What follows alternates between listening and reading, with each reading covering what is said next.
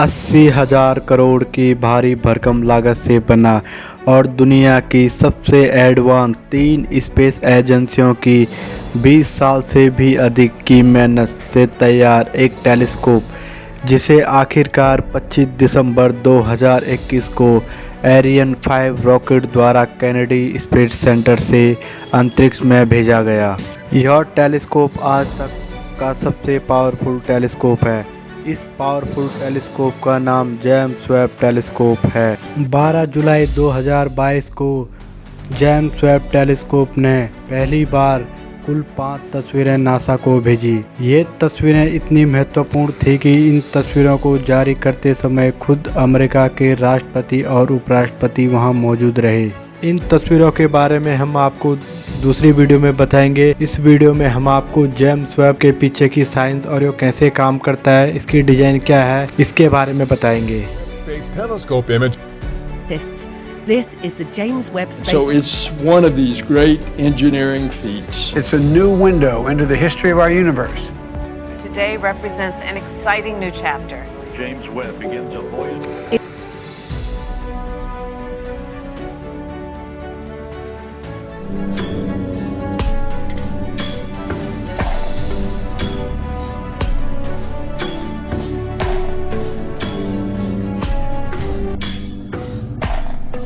जब भी हम अंधेरे वाले कमरे में जाते हैं तो हमारी आँखों को कुछ भी दिखाई नहीं देता।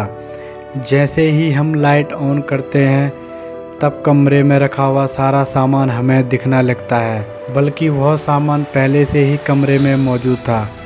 इसका मतलब है हमें किसी भी चीज़ को देखने के लिए लाइट की आवश्यकता होती है।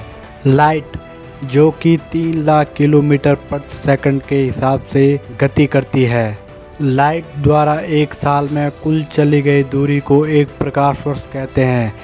प्रकाश वर्ष को हम अंतरिक्ष में दूरी नापने के लिए उपयोग करते हैं। हबल टेलीस्कोप को इस तरह डिजाइन किया गया है कि यह करोड़ों लाइट ईयर दूर से आती हुई किसी रोशनी को देख सके, जिसको न हमारी आंखें और ना ही कोई अन्य टेलीस्कोप देख सकता है।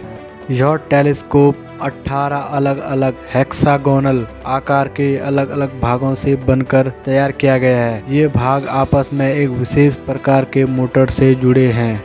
इन 18 अलग अलग भागों को मिलाने पर इसका प्राइमरी मिरर बनता है। इसके प्राइमरी मिरर में शुद्ध सोने की पॉलिश की गई है ताकि यह ज़्यादा से ज़्यादा इंफ्रारेड लाइट को कैच कर सके, क्योंकि सभी धातुओं में सोना सबसे ज़्यादा इंफ्रारेड लाइट को कैच करता है। हबल टेलीस्कोप का मुख्य काम इंफ्रारेड लाइट को डिटेक्ट करना होता है। यह इंफ्रारेड लाइट वही लाइट होती है जो एयरपोर्ट, रेलवे स्टेशन और मेट्रो स्टेशन में हमारी चेकिंग के दौरान प्रयोग में आती है। यह हमारे कपड़ों और बॉडीज के आर पार हो जाती है, जिससे सिक्योरिटी वालों को पता लग जाता है कि हमने बैग और कपड़ों के अंदर क्या रखा हुआ है। जेम्स वेब टेलीस्कोप से पहले जो सबसे उन्नत टेलीस्कोप था उसका नाम हबल टेलीस्कोप था। यह टेलीस्कोप 24 अप्रैल 1990 को पृथ्वी से अंतरिक्ष में भेजा गया और तब से इसने नई नई डिस्कवरियां की। हमें अंतरिक्ष में आज तक जितना भी गहराई से ज्ञान है वो सब हबल की बदौलत है। लेकिन हबल की एक मुख्य खामियां यह थी कि यह केवल विजुअल लाइट को ही डिटेक्ट करता था। यह ना के बराबर इंफ्रारेड लाइट को डिटेक्ट करता था और हबल का जो प्राइमरी मिरर था वो जेम्स वेब के मुकाबले काफी छोटा था, इसलिए यह कम लाइट कैच कर पाता था। और इस टेलीस्कोप को इस प्रकार से डिजाइन किया गया है कि इसे फोल्ड करके रॉकेट में बिठाकर अंतरिक्ष में भेजा जा सके और यह अंतरिक्ष में पहुंचने पर नासा द्वारा कमांड करने पर अपने आप अपने आकार में खुल जाए। जेम्स वेब टेलीस्कोप को पृथ्वी से 15 लाख किलोमीटर दूर लैग्रांज पॉइंट पर स्थापित किया गया। इसे इस तरीके से स्थापित किया गया कि यह हमेशा पृथ्वी के पीछे रहकर सूर्य और पृथ्वी के चक्कर लगाता रहे, ताकि सूर्य की गर्मी इस पर कम से कम आए। इस टेलीस्कोप को बहुत ही कम तापमान पर कार्य करने के लिए डिजाइन किया गया है और इस टेलीस्कोप को पृथ्वी एवं सूर्य की आती हुई गर्मी से बचाने के लिए 5 लेयर की सनशील्ड का प्रयोग किया गया है।